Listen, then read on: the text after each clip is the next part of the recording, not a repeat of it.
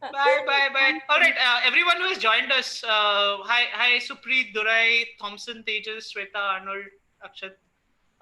Thanks for joining in. We will be starting our session in a couple of minutes. Usually there is Hamsa. If you have not attended any of the previous sessions, Hamsa? Are you still editing your slides, or are you done with it No, finally? I'm done. Thanks. You're done. Okay. You're most welcome. Yeah. But you got done before me. Like the last I do remember in one of the Hasgeek sessions, I made the last edit while I was walking up onto the stage with the laptop. So I think we tend to take the very last minute seriously. It's that there was this Calvin comic on uh, why are you what uh, why is it not complete yet, or what are you waiting for, or something like that. And Calvin, I think, responds something like, I'm waiting for the inspiration. What kind of inspiration? It's called last minute panic. That bit. Sad, So but I was just saying that we usually start our sessions at 11:03. Just start with the introduction. That has been the trend in case you have not attended the sessions. Before that, we just chatter like this and we expose speakers editing their slides right before. thank God. Am I still sharing my screen? No, right? No, you are not sharing your screen at this point of time. Awesome. Right. So,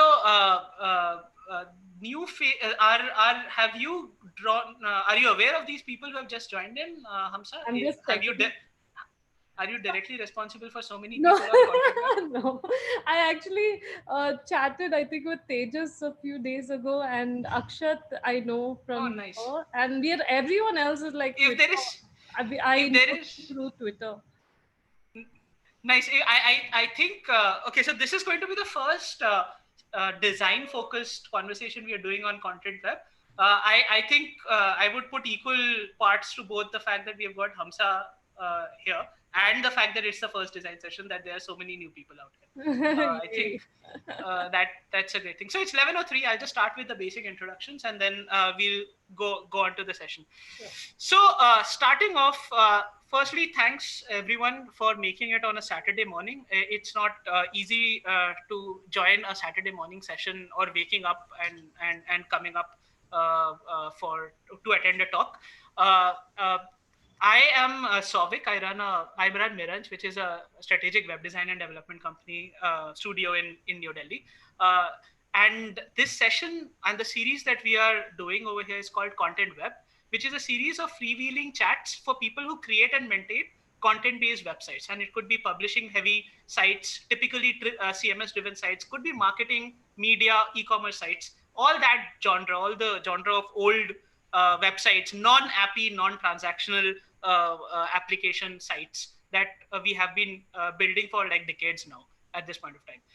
We want to cover topics that would interest the three major practices that come together in building content sites, which is content teams, content strategists, copywriters. That's the content side of things. Designers, and that's the session that we are having today, and developers, which is the session that we have had plenty of in the past, and we'll continue to having more of those sessions in the future. And when I say developers, I mean both front end as well as back end developers, who both come into the play for building content sites. The fourth pillar in this is also website owners, individuals, businesses, or publishers. So we want to have certain sessions coming in which will interest website owners as well. Things around business strategy, marketing, analytics, and there are so many other things that will concern businesses as well. But today, in today's session, we have Hamsa. So, Hamsa, would you like to introduce yourself? Sure, Savik. So, hi everyone. I see some familiar faces finally. And so, I'm Hamsa, and I'm a graphic designer turned web designer slash web tinkerer.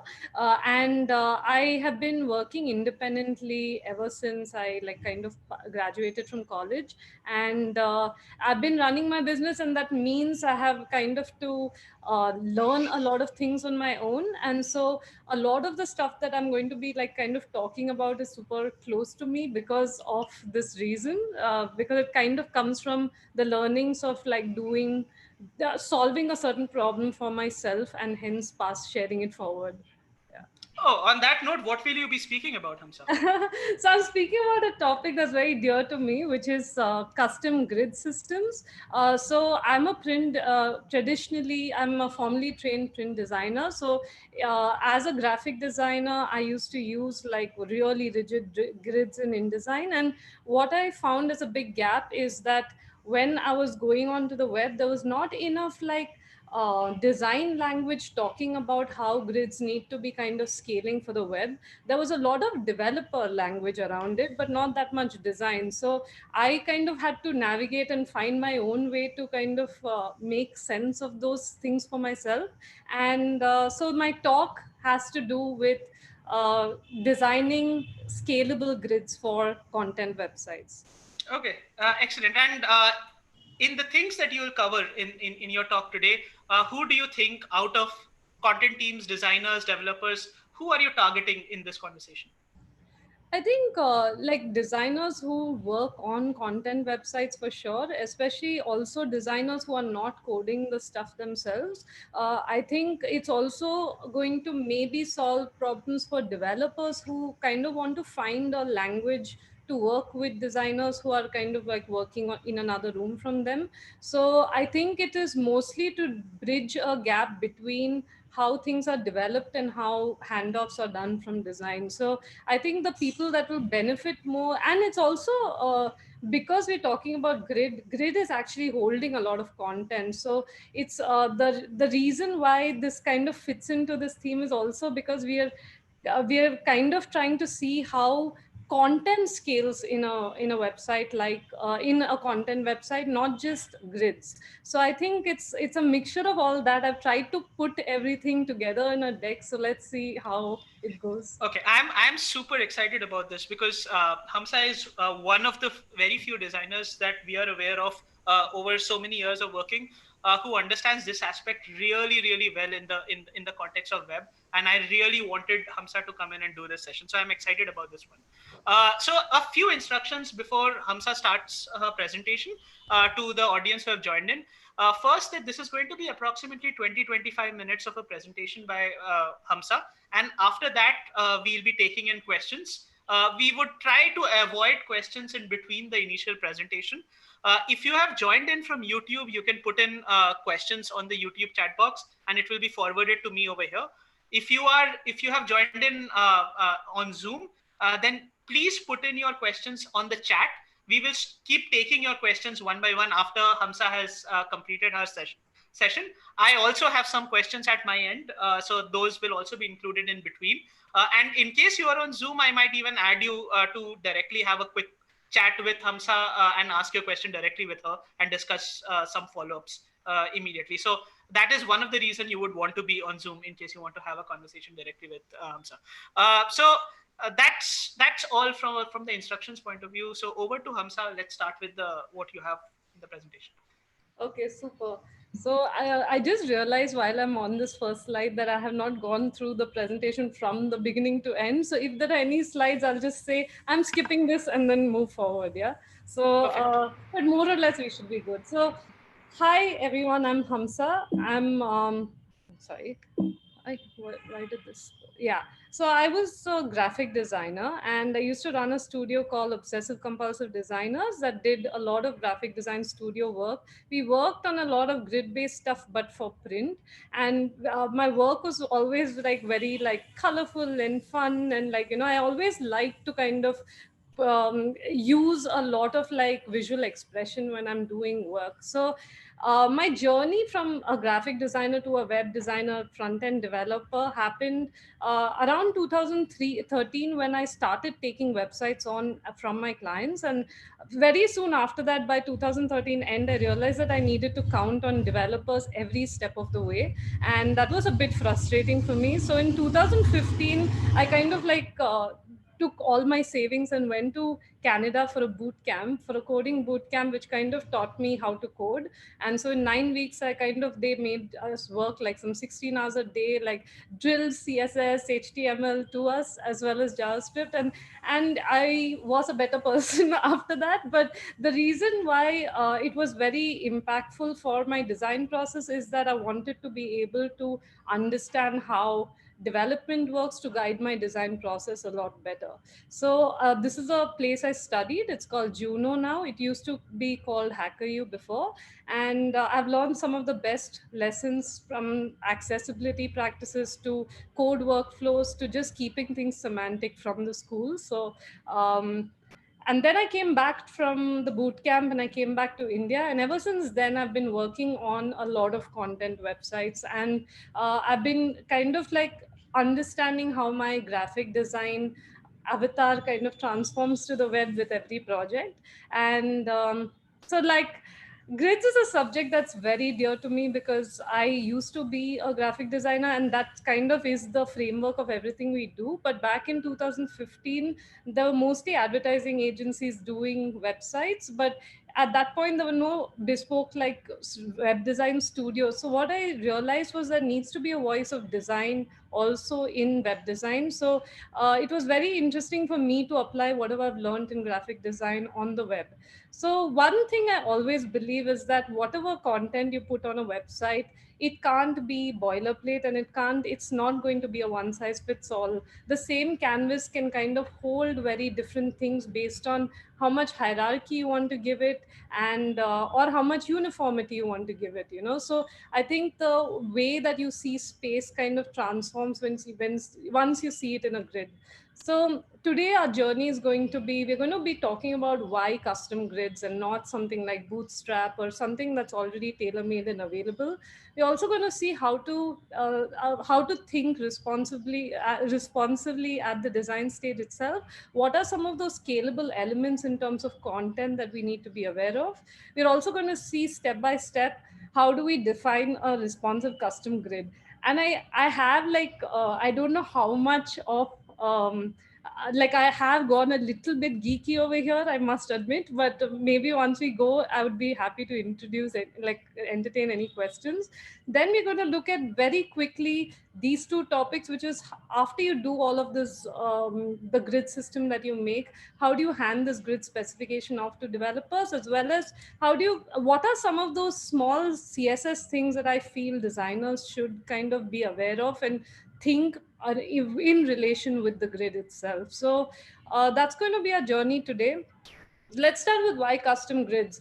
The 12 column grid that most frameworks provide, I don't have an issue with that at all, because I think 12 columns is good, but it's a scaling of the 12 column framework like Bootstrap is where the problem arises. And again, like, I don't think a one size fits all approach can be taken for a website like this. So when you have like a 12 column approach, the fact that this turns to this on a smaller laptop, and this turns into this on tablet, etc., is something that is very limiting. And the problem with these frameworks is, from a code point of view, that the more you try to fight with them, the more futile it becomes. So it's better to kind of create a grid from scratch. And some of the other so what constitutes a content website? We are not talking about all kinds of website. We are talking about websites that pack a lot of content, that it needs to be a resilient template to which if you throw any kind of content, it should kind of sit and stick well. So we are talking about blogs, news, brochure sites, and e-commerce sites, and all of these things need to be built with kind of like that resilience, that once you it can take whatever content you give it, once you've handed it over to the client that's going to be using it.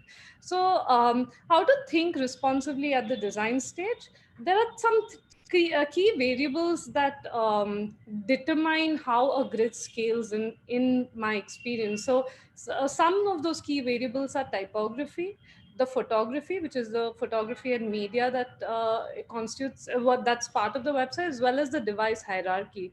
So in typography, we have this is, for example, 6 different typefaces in the same font size.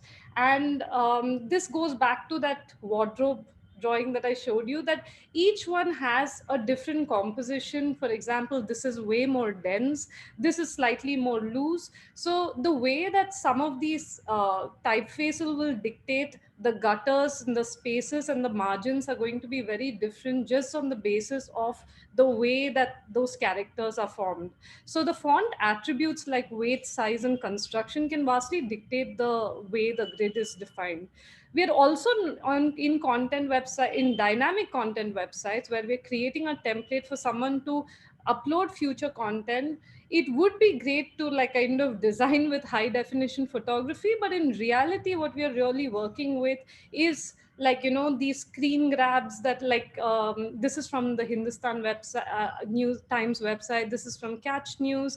So these are some things that you can't control, because the way that the editorial process works might not be in our control, but it would always help to know what our variables are when we're designing stuff. So we need to just make sure that we are not designing for something like this. We should need to just make sure that we know the kind of content we're going to be dealing with.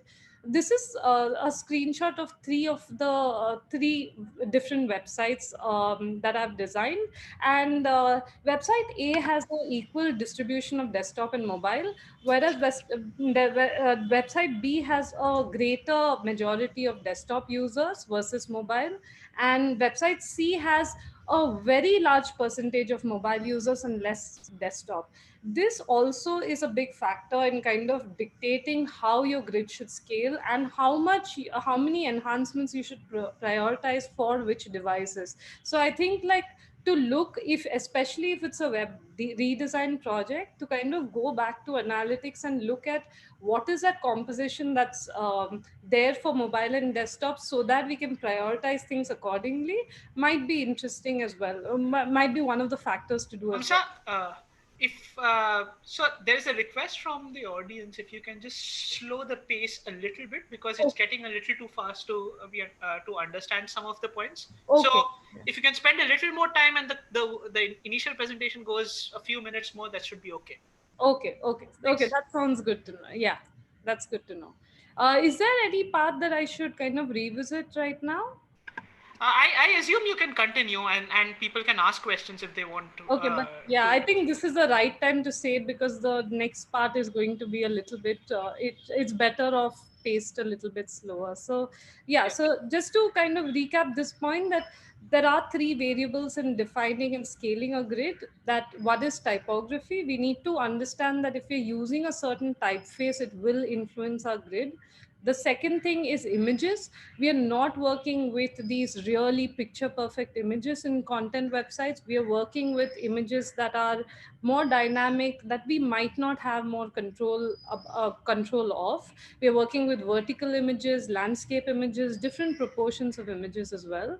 And the third thing is that the fact that when we are doing a website redesign project, it's always good to kind of go back and see the analytical data of that website, to see where are the users kind of accessing this website from. Are they accessing it from mobile more or desktop more? And some of these things can really guide the grid, so that we can see how much more effort we need to kind of put into a mobile device screen versus how much more effort should be put into a desktop device screen. Yeah, Yes. the recap is great. Okay, cool. Yeah. So defining a responsive custom grid. Now, there are like couple of like steps that I follow, and I've tried to kind of nutshell it so that it's kind of easy to follow. So let's go through with it. Let's go through them. So the first thing is, our starting point is that when we want to have a content website, we want it to scale at least 4 devices, right? So we need it to scale on mobile, on tablet, on desktop, and on like a 27-inch iMac or something like that, a large desktop. So let's assume at this point, because this design this presentation is not about how to design websites. So let's assume that we have an idea that there is a website design that we have ready, more or less, for desktop and mobile, right? And we have not used any grids to kind of create it. I've just used the example of Slack, but I've just kind of have a one page ready on desktop and mobile, because this is mostly something that designers is, where they have like these two designs, and they can kind of say that, okay, this is how the design looks on mobile, this is how the design looks on desktop. So and this is like another example where we are mocking up some pages on the desktop and mobile. Now, one thing that you would do next, once you kind of start having these pages ready, the one thing that is common on a lot of content websites is listing pages. Now, what a listing page is that it's a listing of search items, a listing of blog articles, or a listing of products. So this page mostly consists of a grid. If you kind of follow many of the UX patterns that are there, it would be a page that kind of consists of a grid. So ideally, when you're starting off to design a grid for a website like this, you would actually first go and visualize their listing page and say how many columns would each of these things kind of have. And in some cases they might not have any columns at all, but if they have any columns, like if I'm putting 3 of these items in a row, then it becomes like a 3 column grid. If I'm putting 4 items, it becomes a 4 column grid. There's another case where I'm putting 5 columns and it becomes a 5 column grid. So here the first step is always to kind of just visualize your listing page. When in doubt, I would say use 12 columns. The reason why 12 columns can be used is because 12 columns can be easily divided by 2, 3, 4, and 6. So, for example, a 12 column grid could have taken care of listing page A as well as listing page B, because 4 and 3 are divisible. 12 is divisible by both 4 and 3. What it can't take care of is listing page C, which is again, like it could leave like 2 columns on the side and use the 10 columns in middle to kind of dictate those 5 columns, but to dictate the rest of the space. But mostly this 12 column kind of takes care of most of these permutations and combinations when you're just starting off with grid.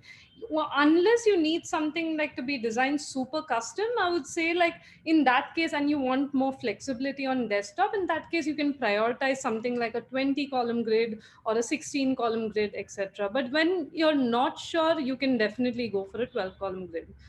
So the fourth step is to set the number of columns on desktop and mobile. So we've already decided that, all right, like let's go with a 12 column grid on mobile because I have these two particular listing pages on my desktop. So let's go with 12 columns on my desktop.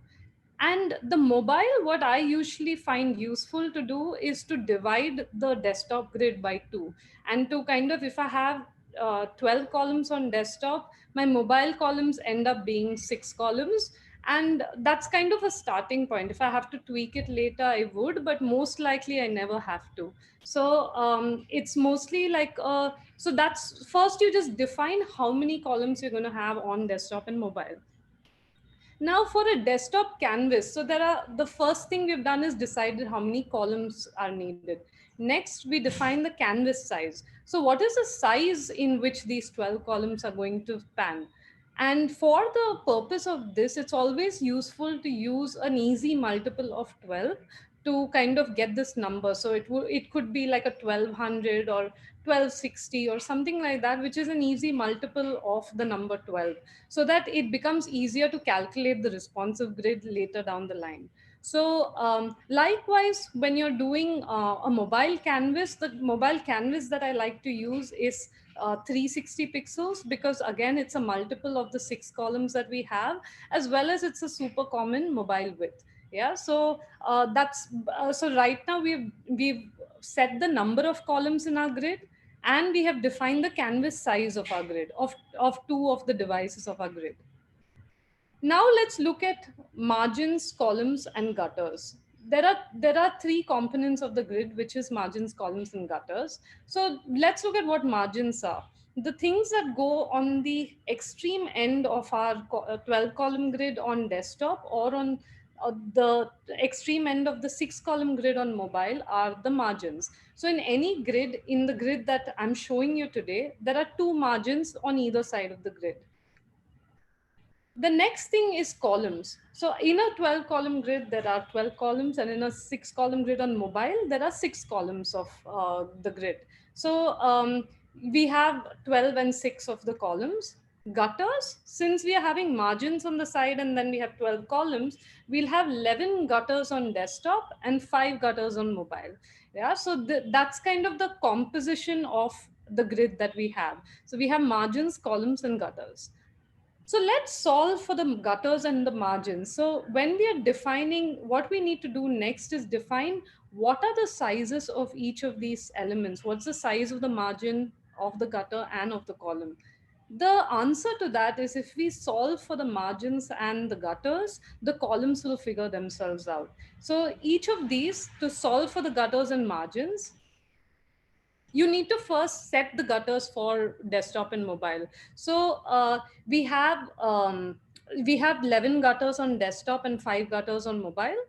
So again, remember the time when I said that, the different typefaces lead to different ways that the grid changes. So good way to set the gutter, a good tip to set the gutter, is to take a desktop, your 12 column desktop, and put two text paragraphs next to each other and size them comfortably. So size them in a way that that there is enough space for that typeface to breathe a lot more. So to go back to this example, a typeface like this might need just say 20 pixels of a gutter, whereas a typeface like this might need 30 to 35 pixels of a gutter, because of the fact that its line height is larger, the fact that the typeface itself is lighter, it has a lesser weight, and it is less denser than this collectively. So the gutter for desktop is very, very heavily determined by the typeface that you use. So put the two typefaces aside and kind of like visually put them apart in a way that you feel comfortable. And on mobile, to do the same activity on mobile, instead of putting two texts side by side, because on mobile a two column text layout where there are two paragraphs running side by side is not very common. So good way to determine the gutter size for mobile is by putting two images side by side, and to see what's a comfortable kind of spacing between these two images. And ideally these images should be chosen from the images that you've found for the project, whether it's those news grab images or anything like that. Don't use cat images like I did, use actual images from your project. So that would give you a good idea of how much they need to be spaced, because in a news website, if there's too much subject matter in a particular image, you might want to space them a little bit more, so the gutters then would be larger. So here, with this principle, we can say, for the sake of this example, we can say that, all right, with the way that with this paragraph spacing, we've set the desktop gutter to 30 pixels and the mobile gutter to 16 pixels. Yeah, so we've kind of got our gutters in place. Now we need to solve for margins. So we know that what we had seen before, we know that we need to set the margins for desktop and mobile. So we kind of go into, so here the margins are way more important for mobile than for desktop, because without a margin, any text that is sitting on the screen would kind of stick to the edge of the device. And that's why we need kind of like a margin to kind of get all of the text within the frame of the device with comfortable space on the left and right. So the project typeface, again, on your project typeface, will help determine this margin also for you on mobile. So like you need to just keep it at a comfortable distance from the edge of the device so that it kind of sits well on your device. Yeah. So on desktop though, because there is so much more space, you can actually like consider that your same, unless there is a specific use case that you want a lot of space on the left and right of your grid, you can actually say that let's keep the same gutter space as let's keep the same margin as the gutter. So if we have It's kind of kept 11:30. 30 pixels as if we've kept 30 pixels as a gutter, we can keep 30 pixels as a margin. So now we've calculated the gutter and the margin for both of these things. So I've decided that on my mobile device, I need to keep the text 20 pixels from each of the edges so that it kind of sits well and doesn't look like it's kind of running to the edges. So my margin and gutter are different on mobile, and this on mobile. whereas the margin gutter same on desktop, because I'm like, all right, I can use the gutter in the desktop as well. Now the calculation for column width. So a column width is not done visually, unlike margins and gutters, which we are calculating visually. The calculation for column width does not happen visually. So um, let's look at our variables here. So we have our column width and we have our desktop and mobile, and we've got our variables, which is the margin gutter for desktop and the margin gutter for mobile. So what we will do, and this slide I will stay on for a bit, but what we will do is we will first subtract the 11 gutters. So we have a 1200 pixel canvas, and then we will subtract the 11 gutters from it. So each gutter is 30 pixels over here. So we'll subtract 330 pixels, which is 11 into 30, which is the total gutter value from that canvas. Then we will subtract the two margin values from the left and right of the canvas. So we'll subtract 60 from it as well. So when you subtract 1200 minus the 330 for the total gutter minus the 60 for the total margin, you're left with 810 pixels, which now we know that within these 810 pixels, that's our total column width for 12 columns. So when you divide that by 12, you get 67.5, which is our column width on desktop. Yeah. So, and don't worry about the pixel value here, because it's going to be insignificant once we go forward. The reason we're getting pixel values are so that we can eventually define a fluid grid. Yeah. So, Savik, any questions here? Because I want to make sure that this part is understood before I go forward. Uh, I do not have much questions at this stage. I mean, I do have some few of them that I have collected, but they will distract from the thing that you're Okay. talking about. So it's cool for me. I have understood most of the things that you're laying out. In the audience, in case you have any specific question, you can probably quickly raise your hand or something. Uh, uh, I don't see anyone raising their hand right now. Cool. So I would say let's continue and let's do the questions at the end. Okay. So, and then we have we have the column width for desktop. Similarly, we kind of have our margins and gutter for mobile. Our canvas width is 360. We have said our margin is 20 and our gutter is 16. We have two margins. So we're going to subtract 40 from the total, which is the total margin value. We have five gutters, so we're going to subtract 80 from, which is the total gutter value from the canvas value itself. So at the end of it, you get 240 pixels, which is the total column value for six columns. And the column width is going to be about 40 pixels, because you divide 240 by 6, you get 40 pixels, which is your individual column value. Yeah. So similarly, so now what that means is we've kind of got our canvas width, our margin, our gutter, and our column width for desktop as well as mobile. And but these are very pixel centric, and these are not going to help us define a scalable grid like we want to.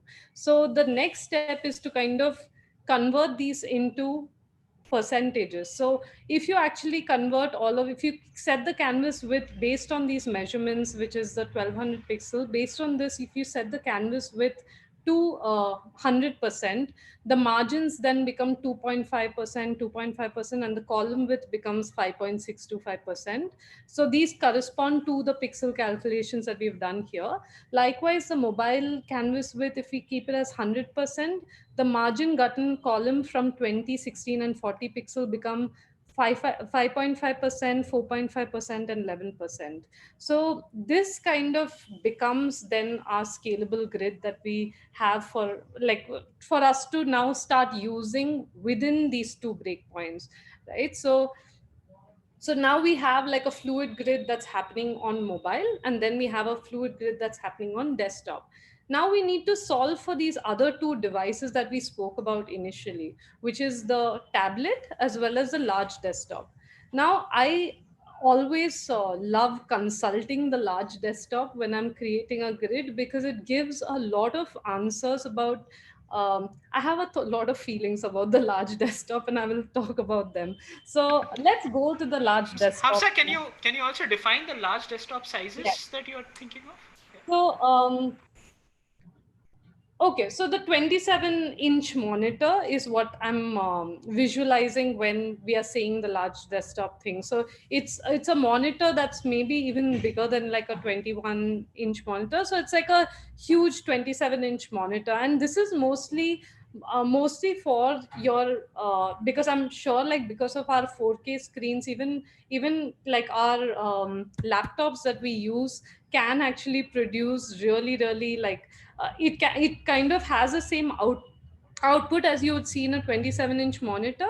But the reason for visualizing it is because you're usually designing on your laptop. But what happens when this thing scales way higher to like a bigger computer, right? And so right now there are three ways. So when I'm speaking about larger desktop, I'm thinking about a 27-inch monitor, where this is like a 13-inch monitor. Yeah, so we've solved for the 13-inch, we've solved for maybe a handheld phone. We've not solved for tablet and large desktop yet.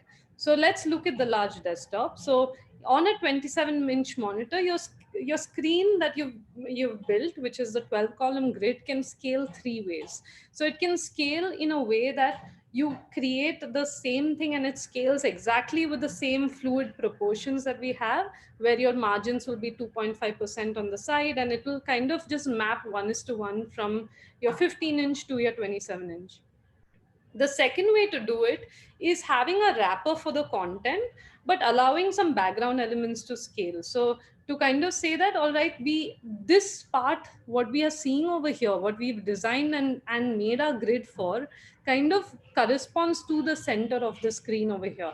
But what I want to do is kind of allow some of the background elements to flow on the sides of the screen, because in that case it kind of looks seamless. It, even though we're not kind of like doing something specifically for that screen, it kind of gives a seamless experience.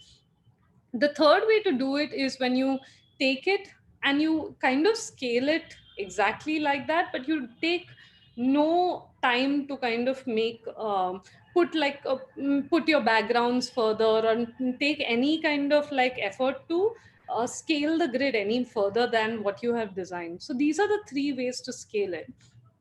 Now, so the three ways to scale it is the same design can look like this on a 27-inch monitor. It can look like this, where it's seamless, it has seamless backgrounds, and it can look like this, where there's a wrapper for everything. And there are some references that I've put in for each one of these types of grid systems. Now let's just talk about why would you use something like this, right? So ideally, when you this is where you kind of go back to those analytical data that we saw, where we see like the device distribution between the different websites.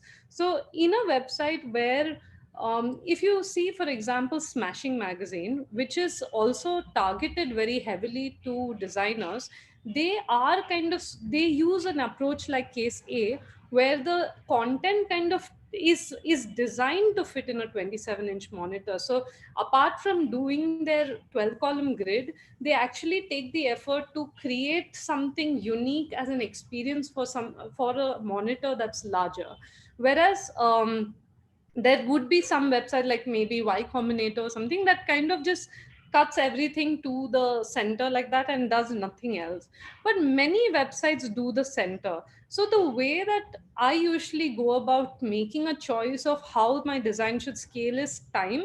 If I have zero time to cater to this device based on the project priorities, and because based on anything, that's the only case where I would go into Case C, where there is like it's an inconsequential breakpoint for me, 27-inch. So I'm not going to take care of it at all. I'm just going to scale it as is and put like a background over there. And that's the only case where I would do Case C, and it's fair to do that. I won't say that it's wrong to do that, but if your users are not there, you don't want to spend too much time. Although Case B is a place where I feel it has it's the right amount of hygiene to do for a project, where you are not taking extra effort, like not creating a unique experience, but you're just kind of scaling all the elements to make it look like hackily like it fits on a 27-inch monitor. And Case A is when it scales proportionately. And here, one thing to be not misunderstood is that it is not just because we are mapping a 15-inch design to a 27-inch design like this, it does not mean it's easy. Out of the three cases that are being mentioned here, this would probably take the most effort, because you're kind of solving for viewing distance. We are solving for the typography to be seen from a different distance. You're also, some of these elements can't scale just as is, so you'll have to kind of create a slightly unique thing, and you can't just do like, all right, scale it 160% and it works. So it would require a lot of effort, and I would only put in this kind of effort if my audience is on a 27-inch Mac, or if I am left with so much time on the project that I can kind of afford to kind of indulge myself and go into like case A. So but I would mostly stick to case B for most of like my scaling needs. Sorry. So the next thing is like, we visualized it on larger desktops, and now let's visualize it on an iPad. So there are yeah, sorry, ignore that footnote. So the devices, so what we are saying is, so as you saw before, the large desktop largely borrows from the grid that we've already defined for the desktop. It's not a special grid we are defining, unless even unless it's kind of case A. For these cases, we are mostly like defining this exact same grid that we have, and we're working with that. So what about the tablet? Would it take the mobile grid, or would it take the desktop grid? So here is where defining breakpoints comes into the picture, where the tablet is actually two screens, right? You have the same content that is on tablet portrait, and the same content on tablet landscape. So then how do you scale your desktop and mobile versions for these two devices? What I've seen often work is that the desktop one lends itself well to the tablet landscape, and the mobile one lends itself well to the tablet portrait. So in such a case, what you would do is set these very arbitrary ranges for the breakpoints that you want, which is, say, for example, on mobile, anything below 500 uses this design. In tablet portrait, what I would do is just kind of stop it at a place between the tablet portrait and tablet landscape, so that it kind of is a good range to take care of many devices that fall in that range. So I would kind of define a breakpoint between, say, 500 and 900, which stops just shy of the tablet landscape thing, which is around 1100 pixels, which is about 1100 pixels width. And I would kind of say that, all right, my design is going to take the mobile grid here. Although even in this case, if you notice that on mobile my margins were 16 pixels, or sorry, 20 pixels on either side, right? The what is a good kind of hack, if you don't want to, if your audience is maybe only like only 0.5% of your audience is on tablet portrait, right?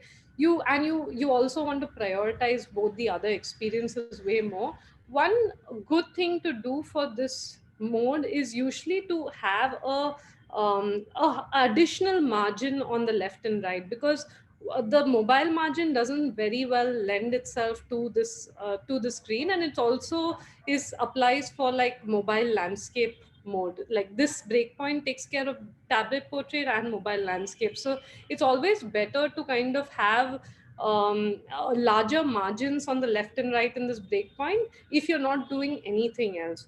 But the other customizations you can do is, say, for example, if elements are only are taking two columns here, they can take three columns here, you know. So it's, there are few component level customizations that can be done here, but I wouldn't bother too much about it if your audience is not here.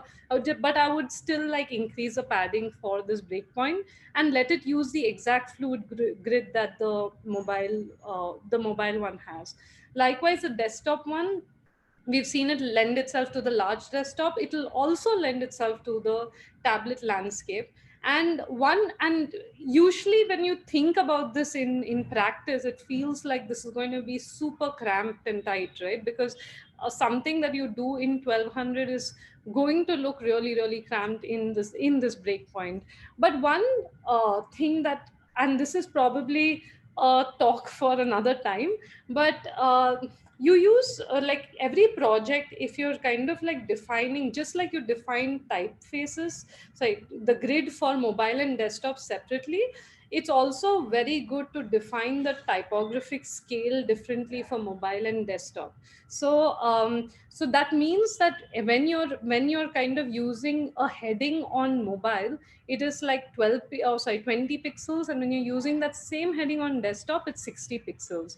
But what this particular breakpoint does is that it uses a desktop grid. It's very very cramped, but if you feel like the content is super like tight, one option is to kind of use the mobile type scale in this breakpoint as well, so that it kind of lends itself well, and it sits really proportionately to this grid. So both of these would look similar, but this would use like the mobile typeface in the same grid, same measurements as the desktop fluid grid, but you kind of allow your mobile type to hit until 1200 before you change to desktop.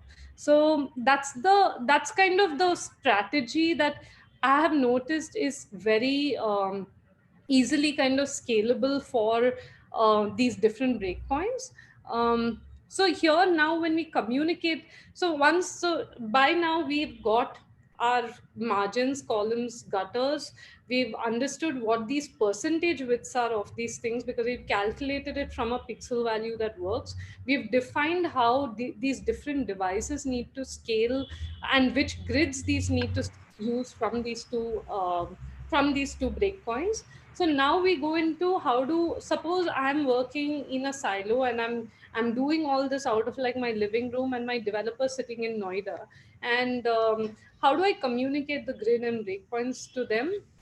At I think, this stage, Hamsa, I would also just do a quick time check because it's 11:47. So from here onwards, if you can just pace yourself yeah, accordingly so that we can I probably have wind only up. And like, yeah, sure, I have only like two slides more, so I think it oh, should. perfect, Yeah. perfect. That sounds So, good. and the communication of the grid breakpoints is similar. I just, like if I was working with someone who is not like not sitting right next to me, I would just kind of create a table saying, okay, this breakpoint applies to from this pixel range to this pixel range. I would say that it has these many columns, the column width percentage, the gutter width percentage, what is the padding left and right. You can this is a margin that I spoke about. This is a screenshot from an older project. That's why it has different values, as well as like the breakpoint in which this grid kind of kicks in. So it looks something like this. The handoff looks something like this, where different breakpoints are defined.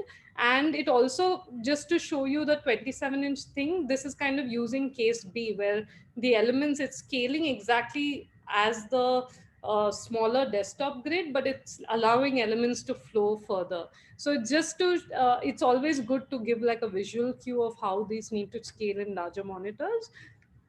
And stress testing components, I think this is something that I would leave everyone to explore by themselves. But there are a couple of things that I feel are so hand in hand with grid, which is there are few CSS properties that you should consider. And one is max width, where when an element is placed say in two columns and it's sitting very comfortably in two columns, when it scales to our larger desktop view, sometimes it might look larger than what you want it to look. In such a case, setting the fact that this should take these two columns, like my paragraph should sit in these two columns, but the paragraph should not exceed say 640 pixels. It's always good to set a max width in pixels, because that kind of helps bring balance. It helps you make sure that paragraphs don't run for 15 words a line and things like that.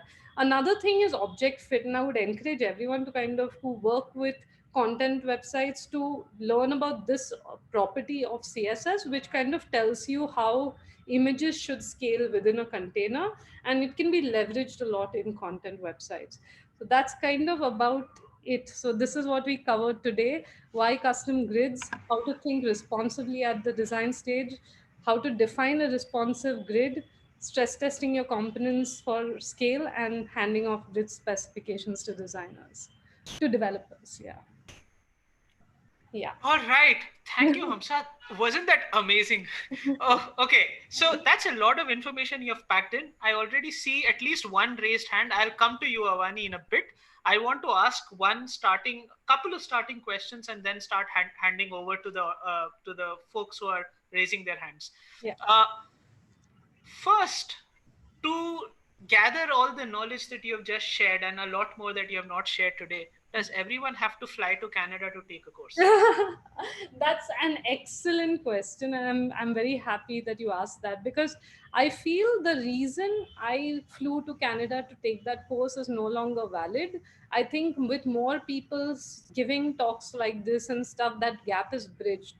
But a place where I find this really confusing, that there are these really nice technologies like CSS grid, for example, which is now a grid system that is beyond the scope of what I just presented.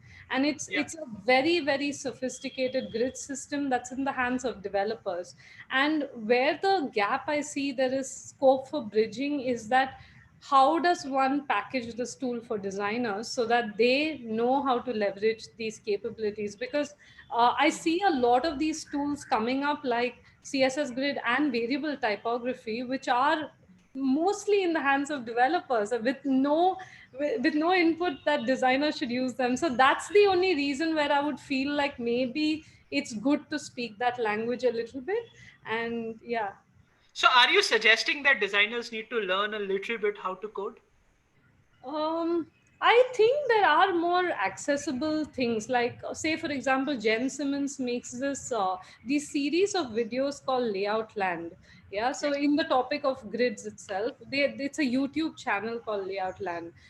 Honestly, I eat lunch to this person talking about grids. So how she speaks about grids like this. She speaks about this, and then this comes here, this stacks like this. So the way she speaks is very, very visual. So you can actually find people who speak that language also.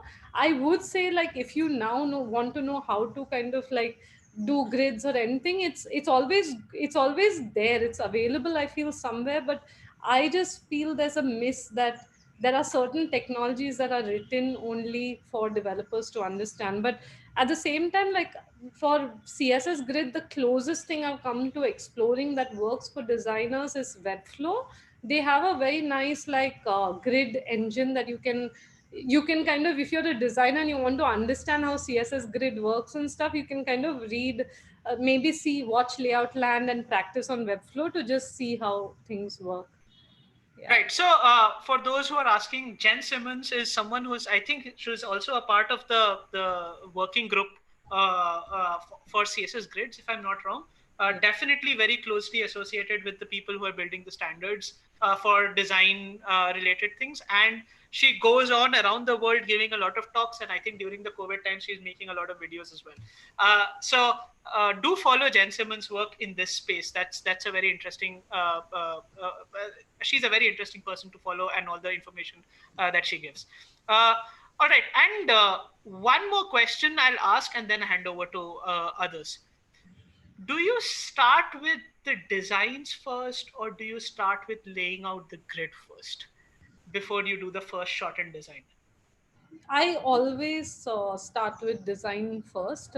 For me, it's always good to say, for example, the article detail page. I kind of, at that point, it's I have this playground. I would like you to just elaborate what is article detail page. It's a vocabulary that we'll be comfortable with, but not Yeah, everyone. so okay, I'll talk about the article listing page that I spoke about earlier, which an listing page would be any group of similar content that's presented in a screen. So it could be like a listing page, could be a search result page, which kind of lists out different types of content. It could be a blog listing page where you're showing a lot of blogs together and stuff. These kind of things, when I know, because what precedes the website the grid part is a visual language presentation, where I'm exploring like the visual attributes of the brand and seeing what typefaces kind of like would work for it and stuff like that. So you would want to kind of lock in your typefaces, maybe your colors, because if you're working on like dark background versus white background, the amount of space you might need would be kind of like different. So I think it would be good to lock on like those physical, like visual attributes like color, typography, brand elements, all of those things before you kind of like do the grid for sure. Do the grid bit. Okay, makes sense to me, and I hope the audience also benefits from this. I start taking a few audience questions, and later on come to a few of the other questions that I have. We'll start with Avani first. Avani, I'm going to unmute you. So please ask your question. Hi everybody. Hi Hamsa. Hi. It was such a great session. I got some amazing insights. I had one question. You spoke about prioritizing your design for a particular device based on the audience that uses that device. So, and you put, like, you showed us some graphs which had like really precise percentages of users on how many people used the desktop, and how many people use the mobile and all of that. So, I wanted to know, how do you go about finding these statistics? How are they derived? If they are the key statistics based on which you define your approach to designing for a particular device, then how do you go about that? Sure. So that usually applies only for website redesigns where the website has been around for years and years, and we have access to their Google Analytics panel. So these screenshots that you show are directly from Google Analytics, which allows you to measure exactly how much of your audience comes from these different devices. So Okay. it's mostly for website redesign. In a case where I'm doing a design for a company that does not exist at all, the way that we would prioritize is by holding a discovery workshop, finding out who's their audience. Suppose they are like millennials, or like, and they're like, or whatever, like if they are certain kinds of users, or if they're like really really maybe in villages or something like that, you always know that maybe these are mobile only users. They're not even, it's not even mobile first users, they're like literally mobile only users. So the way that you might arrive at this could be either by guesswork through a discovery workshop, or through actual data coming in from an existing website that you're redesigning. Okay. Let me add something to this answer as well, because having a data for a website that is there, has been running for a while, has its own. I mean, you will always take that with a little bit of a pinch of salt, because the data might be skewed because the design is not enabling mobiles to use the site effectively, and therefore more desktop usage is happening. Such a thing might also be possible. So you should keep those things in mind rather than just taking that data and start applying that to your work. At the same point of time, it's also good to always keep a check on what the web trends are. And there are lots of studies that are published every year, updated every few months and all. What is the percentage, depending on which country you are designing for, where the audience lies, what is the maximum? Like in India, I think at this point of time, about 65 to 70% of web usage is happening on mobile, versus only about 30% usage happening on non-mobile devices. So such data points you can have are there publicly accessible, which you can also take as an input to decide where you want to focus more. Got it. Awesome. All right.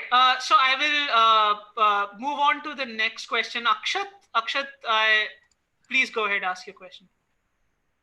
Hi, Akshat. Hi, Hamza. All right. So my really great talk, super insightful. So my question was actually about designing for IMAX and like the really big screens. Usually when designers do it, they stop at laptops and desktops and not really design for IMAX. And it's mostly an afterthought a lot of times.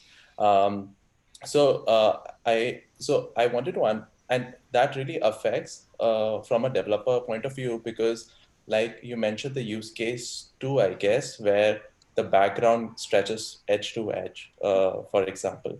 So now what happens is that the way if I'm designing my sections where I'm putting my container class directly affects how my backgrounds look. Uh, so and if after the desktop design is done and then we do kind of a audit of the design on an iMac, and we realized, oh, it's not looking good. We need to make the section stretch from edge to edge. The developer will have to literally remove containers and probably put it as a sub container. Like he'll have to refactor his code to get that um, uh, design in place. So my question was that as a design process, is it recommended or like how do you go about designing for the bigger screens? Like as a designer, do we need to have the discipline to always make sure to test your design on a bigger screen before handing it off to the developer? Because otherwise there will always be this back and forth on uh, an added work that gets added after the design is done. Got it. Got it. I think that's a really good question. And I think I can answer with a particular slide also, which is, say, for example, this, right? When I design, so one thing to do is like I can probably like give this as a sticker sheet also to just tell people to kind of just say that, when you're designing, like not this part but the case A, case B, case C, so that like the next time you're designing with a designer, you can probably show them these three things and ask how should your thing scale. The usually B and C are not going to be an issue, but when they're scaling with case A, they might need to give you additional stuff as well. So I think this is a good potential for the sticker sheet for future projects for you. But to just answer how I scale, I work myself is, anytime I'm kind of designing, I have all of these four views always in my, so even if I'm just doing like design on mobile, on desktop, every page of mine has all of these four grids that are there. So sometimes what would happen is that I have a certain element that I know that it's going to scale to my large desktop in 8 columns similar to this, but I just want to test it, and I would just push it over there, test it, and then kind of come back. So at no point am I only seeing one screen. It's always seeing like these four screens, even if I don't use them, just to be cognizant of it. So I feel the two things, and I completely understand your pain about introducing that wrapper after this thing. It's a proper pain in the behind. So I completely think that these things need to be solved for before. And that's kind of why even this came to be, like, because I do notice that this is a problem a lot of people have.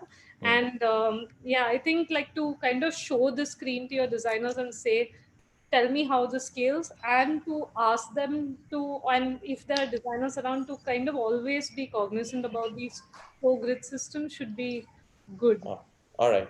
So I think, yeah, I think that really helps. I really wanted to understand from you. Suppose you don't own an iMac, you can't afford one. Let's just take that as an example.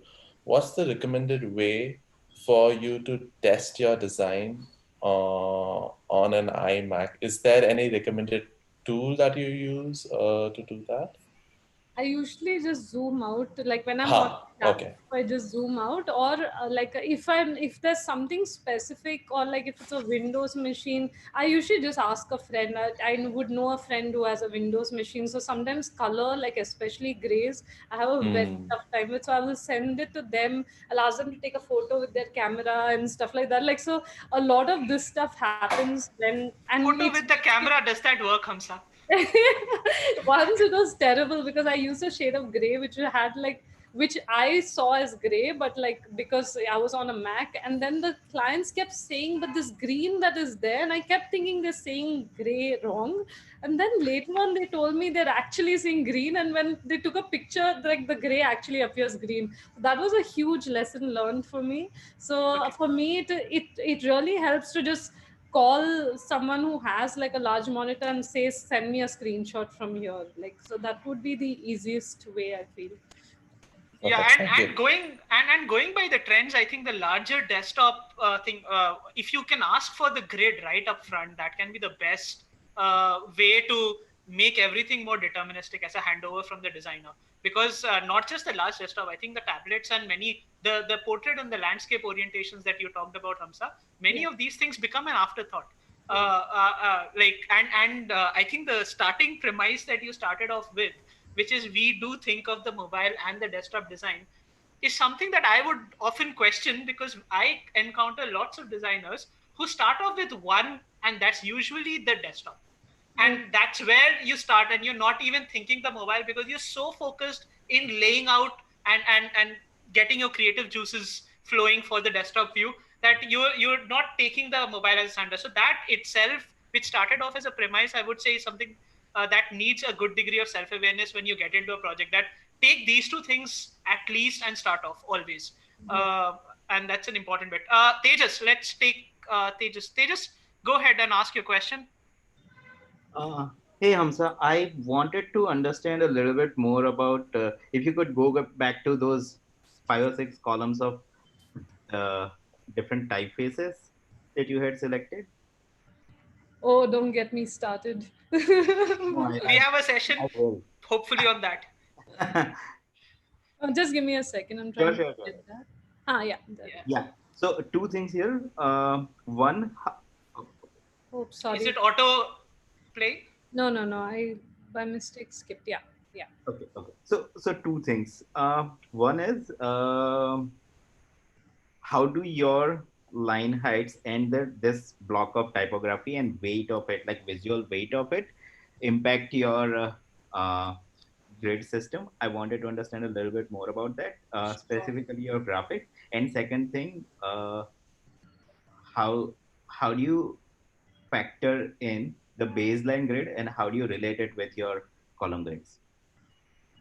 Okay, cool. So the first question is about like how does the typography itself dictate the grid, right? So, a normal for reading, the best kind of like amount of space to give is about 10 words, 10 words like a line, right? So, say while these are all equal widths, if I had to kind of like create like a 22 point size, which is what this is laid out on, in the same width to have different to have 10 words each, to fit 10 words each, all of these will have different widths. So that is one thing. And the other thing is that the line height over here, like when you have like a little bit of lighter typeface that has a slightly more breezier line height, the amount of space you would need on the right and left of it become a lot more.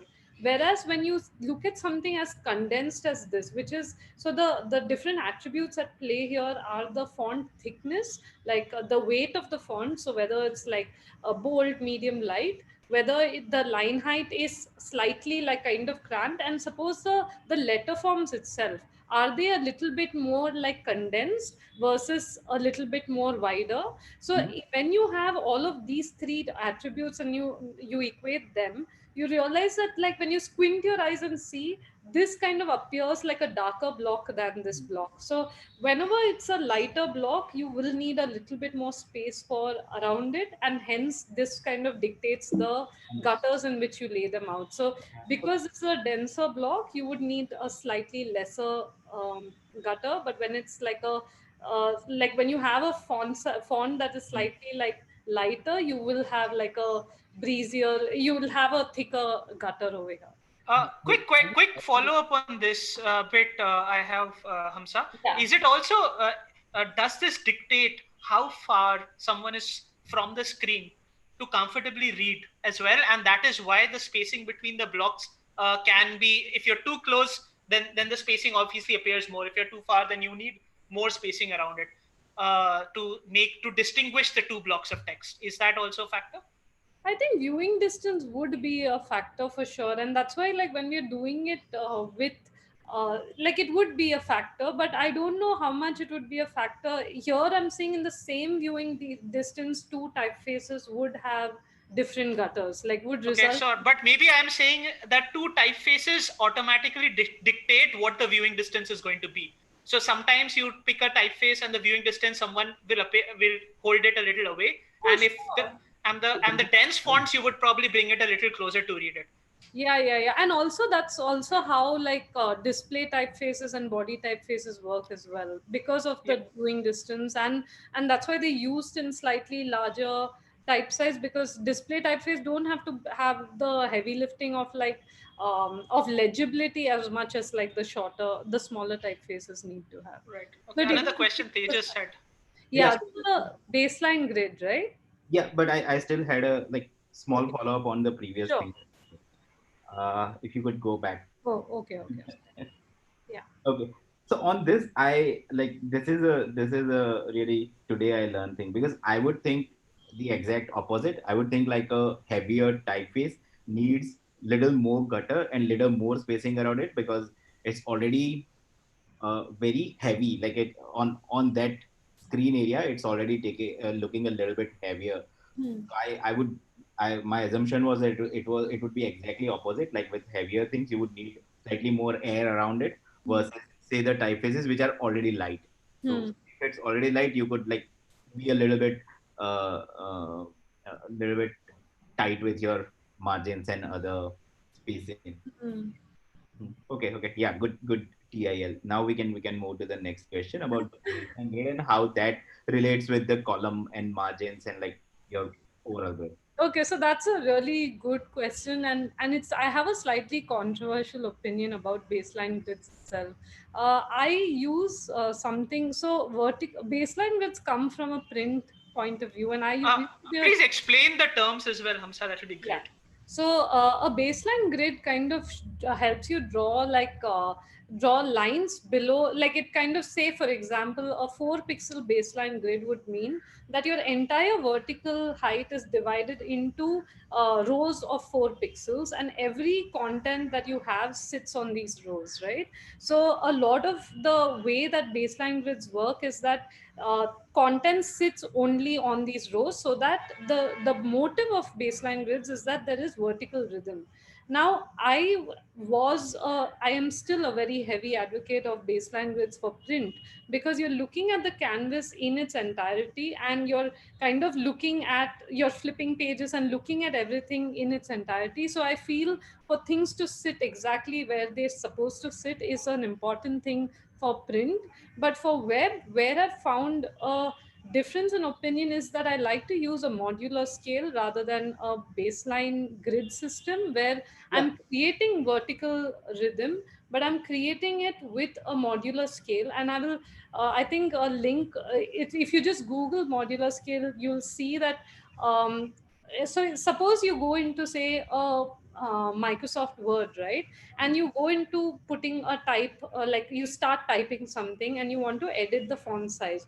When you open the drop down, it has 10, 12, 14, 16, etc. It has all of these different type sizes, and it goes all the way to 96. The reason that it has that is because Google has defined that that is the modular scale for all of its Google products. So the same way, what I do is when I have a typeface, like, say for example, I'm using railway for a project, or roboto for a project, or something new for a project, I realize that the same scale that Google is providing me, or the same 12, 16, 24 scale that life has provided me, does not work too well. So what I like to do is go to modularscale.com, I think, and calculate a scale that works really well for my measurements. So that's why I don't use baseline for print, Okay. basically. If we were to replace the phrase, like I think I used it wrongly. If we replace the baseline, the concept of baseline grid with say modular scale, so you have a vertical rhythm, right? Yes. Is there a way to utilize the same vertical rhythm or create a relationship between that vertical rhythm with your column grids, with like your overall vertical horizontal grids? That's a good question. So the only relationship that I would kind of build in this thing is where, if I want someone to read things from left to right, I would keep lesser spacing between the contents like this. Whereas when I want someone to read something from top to bottom, I would spread out the horizontal space more and keep more tighter vertical spacing over there. So that's the only way. The reason I would do that is because of an intention that I want someone to read something or consume something in a certain way. So if I wanted to do that, the way I see the relationship work, and it's not consciously at work anywhere else, but the way I see it consciously at work is, suppose the gutter then becomes that thing for me to know that, okay, this is the space between these two. If I use a space lesser than the gutter for a vertical thing, that would mean that people will read this first instead of reading the horizontal thing first. So for me, it's more to do with like the relative, what is the space I'm using vertically relative to the gutter spacing that is there. Understood. Understood. So, for example, your line height is like say 32 pixel or something, but your gutter is 24, right? Like Yeah. gutter between two columns is 24, but your paragraph line height is 32 pixel. And then to maintain that, you are also adding a margin at the bottom, which is 32 pixel. So your horizontal blocks are far apart than your vertical two things, two things stacked next to each other. Okay. Yeah. All right, that's some designer geekery happening right there, in between the questions. Okay, we are at 12:16. We want to be ending this session in about 10 minutes or so. If there are any final questions, please drop a text, raise your hand on the chat, or please raise your hand. I have a couple of questions that I want to close off with. One is that I want to definitely take up or discuss that point which you started off with, wherein you said that 12 columns start with 1200 pixel. It's so easy to divide 100 pixels per column. Does it really matter? That because eventually what we saw was you were directing everything from the gutter spaces and the margins, and in some cases gutters and margins were also equal in the desktop space as well. The columns just figured out for themselves, right? So can we make the 1200 pixel decision of whichever viewport you're talking about independent of what is actually the number of columns? Yes, yes, completely. Like, I think it was more for the, okay, I should add that easy multiplication was the purpose of this demo. I think Yeah. if I had taken something like 1366 or something, or I Mm-hmm. wouldn't, yeah, like it would be a little bit more complicated. So it was mostly the 1200 was an arbitrary number taken for the purpose of this demo. Right. So if you come down to that slide where you had shown all the views and the ranges 506 to 900 pixels and stuff, I think there is one very interesting thing that I do want to highlight in that, because that is something that we had learned and discussed that also sometime back in a project that we were doing. Then next one where you show the breakpoints, defining the breakpoints. Yeah, perfect. So one of the things that in these breakpoint decisions, and I don't know how you go about taking this, so please follow it up with Hamsa, how you decide eventually where should the breakpoint be. You suggest a 900 pixel breakpoint over here. So there's one at 500, one at 900, one at 1200 at this point of time, at least what I can see as breakpoints. And what we had learned a few years back was uh, pick breakpoints where a break in the screen is least likely to happen. I'll just invert it in a way that when we started out doing responsive design, we would always take 320 pixel as the mobile width, and we would pick a breakpoint at around 320 to 360 pixel. But what we realized and learned by around 2016, there was a very interesting article that had came out, and they said that because devices vary a lot in sizes, you can't pinpoint and say that a mobile width will end at 320 pixel or 350 or 360. It's better to not have a breakpoint where common device ends. Better to have a breakpoint where a standard device is least likely to end. What that imply is a larger number of mobiles will fit into your mobile breakpoint, and which is why a choice of 500 over here suddenly makes a lot of sense to me. And instead of say 360 or 400, where lots of mobiles will start ending, because 500 will safely take in all mobiles together in one of those things. And as a result, we have started doing our breakpoints at around about the things that you have pointed out, like around 500 or sometimes 600, and at around 900, at around 1200 or more, rather than the standard sizes of 320 pixels, 768 pixel, 1024 pixels, which are the common points that we always used to follow earlier. So is this a deliberate thing at your end as well, following the same principle, or are there other reasons for No, choosing I these think ranges? this you forwarded that article to me in 2017. I think Yeah. that's how this came from as well, where like that article also made a lot of sense. So I think this came from that project that we were working on together, Yeah, where yeah, yeah. I'll you share the link of the article on the chat window just in case anyone wants to just it's further a really go nice into that. article Very where nice article. What about Oh, using sorry, sir. Yeah, yeah, using go your on. Go. content as a how about using your content as a guide for your breakpoints?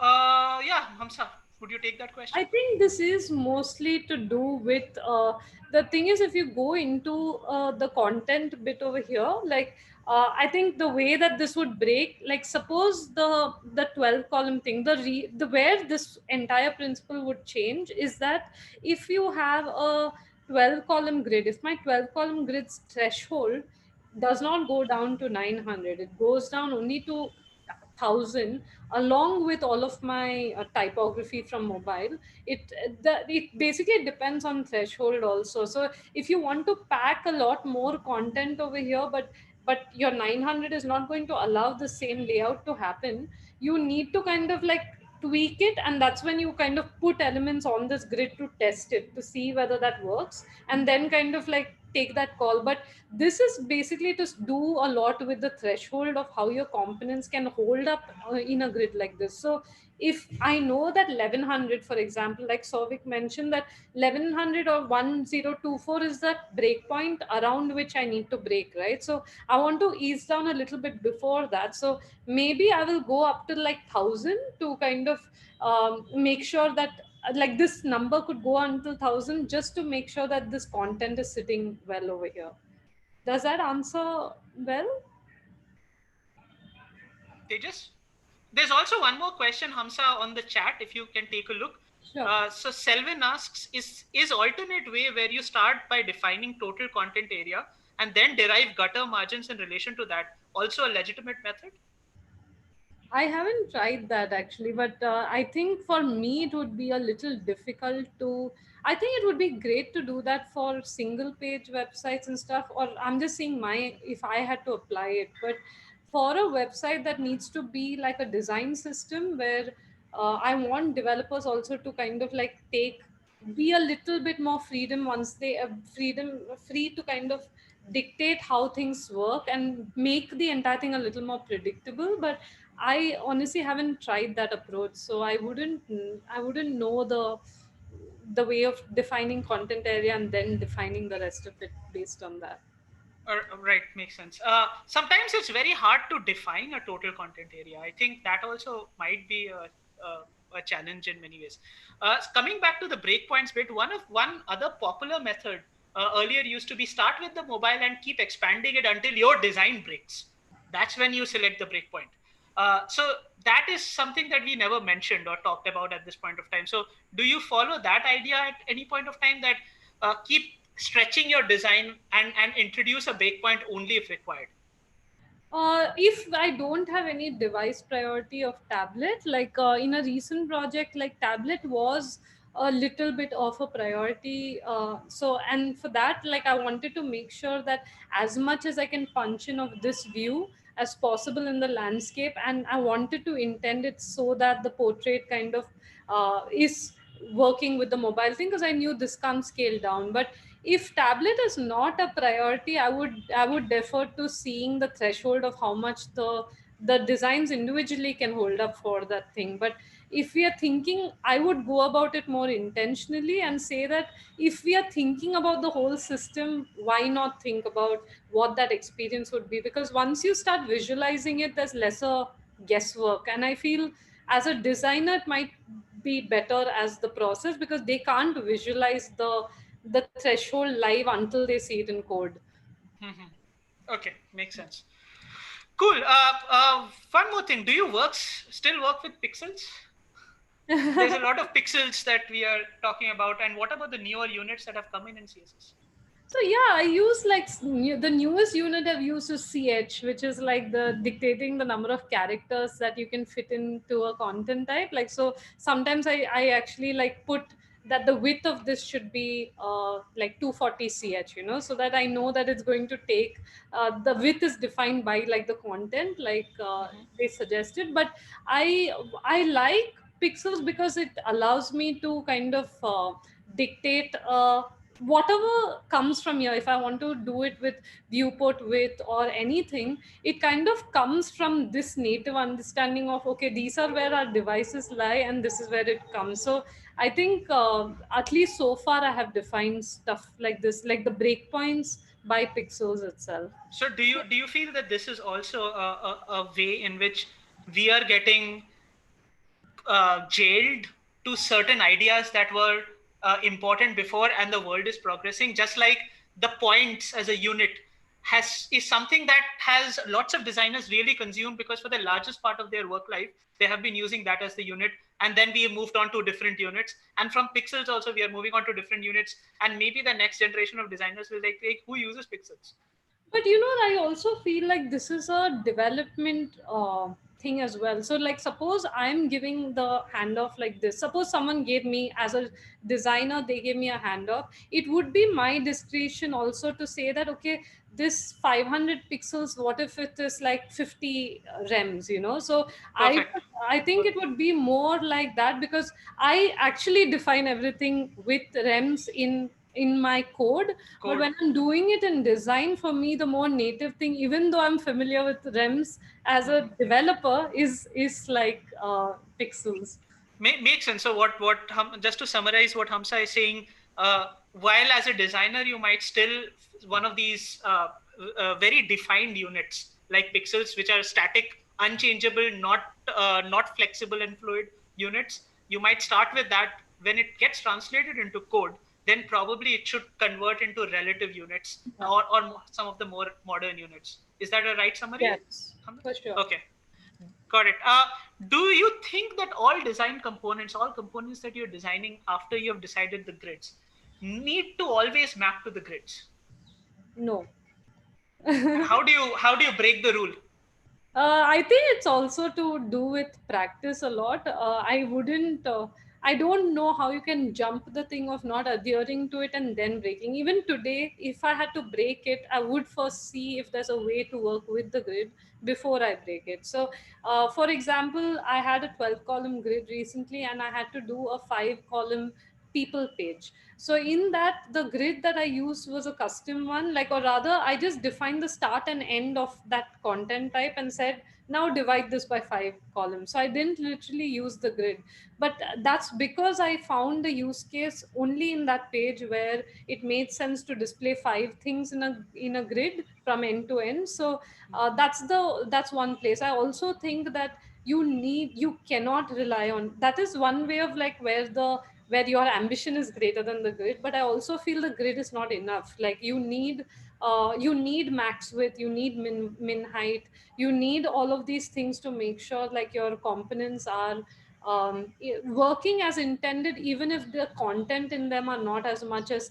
what was there when you designed it statically. So I feel max width is really helpful for text, where you want to make sure that the text, like when I know that my font size is going to be 22 pixels, and I know that it's going to the word, if for 10 words to fit, it needs to be 70 to 720 pixels wide.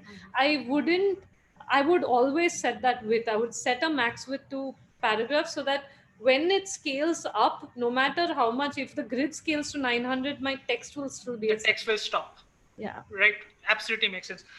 So my last question, which I'm changing a bit, because earlier my question was about handing it over and talking grids with the developer, and you had given a very nice way in which a handover can happen with a developer.